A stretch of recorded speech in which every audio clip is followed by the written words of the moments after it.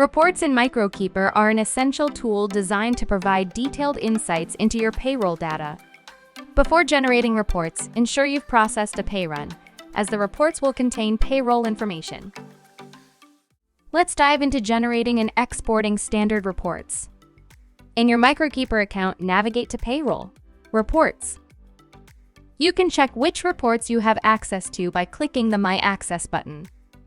Standard reports contain the default, pre-built reports by the Microkeeper team to provide quick access to data. Before viewing or exporting a report, you'll need to set up your filters. These include fiscal year, period of time, which can be selected either by periods such as monthly, quarterly, and yearly, or selecting custom dates. And you also have to select the group. To check which pay runs are being included from your filters, click the arrow next to related pay runs. Now that your filters are set, you can export any of the available reports from the Export As button next to the report's name. Click on View and the report will open in a new tab.